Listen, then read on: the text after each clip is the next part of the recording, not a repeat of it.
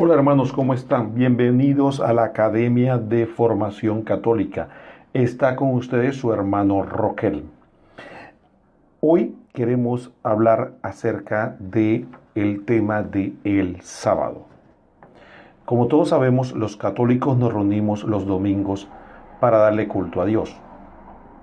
Esto difiere en lo que dice el Antiguo Testamento, que afirma que el día dedicado al Señor debe ser el sábado. ¿Cuándo y por qué se dio el cambio? En primer lugar, debemos aclarar algunos puntos. El sábado en la Biblia representa el séptimo día de la semana, es decir, la semana estaba compuesta por 7 días y el último era el sábado. Posterior al sábado se empezaba a contar otra semana. A este día que iniciaba la siguiente semana no se tenía ningún nombre para él. Simplemente se le conocía en la Biblia como el primer día de la semana.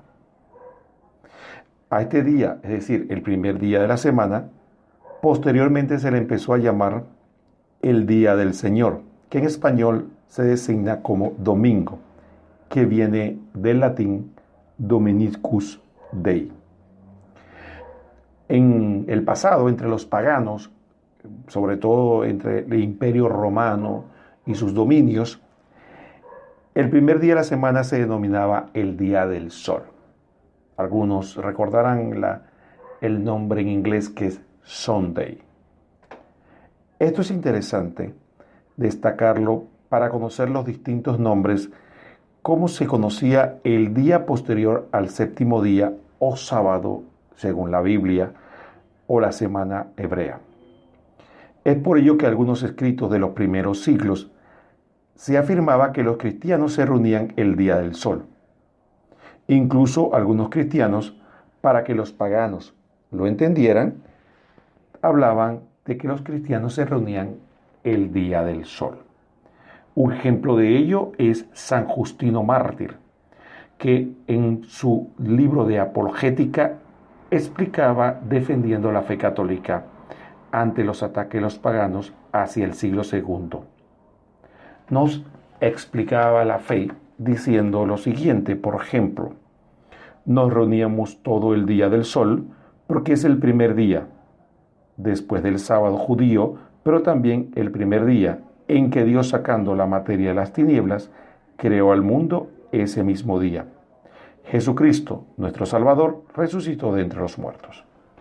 Vemos que las primeras comunidades cristianas se reunían para darle culto a Dios el primer día de la semana. Y como vemos, algunos escritos de los paganos le llamaban el Día del Sol.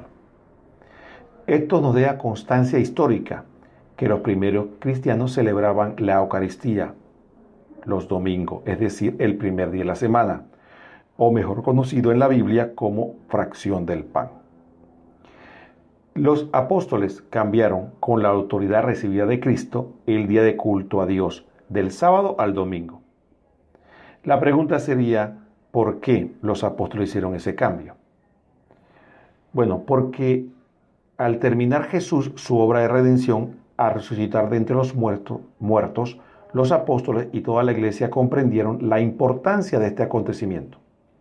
La pasión, muerte y resurrección de Jesús inauguraba un nuevo testamento, o pacto entre Dios y los hombres, que comienza en la fe en la resurrección de Jesucristo, como nos dice la Escritura, 1 Corintios 15, 14. Y si no resucitó Cristo, vacía nuestra predicación, vacía también nuestra fe. La resurrección del Señor es un acontecimiento tan importante que es lógico pensar que el día en que aconteció se convertiría en el día de conmemoración en la victoria de Cristo sobre el pecado y la muerte. ¿Y cuándo ocurrió eso? Eso lo dice el Evangelio según San Juan, capítulo 20, versículo 1. El primer día de la semana va María Magdalena madrugada al sepulcro cuando todavía estaba oscuro y vio la piedra quitada del sepulcro.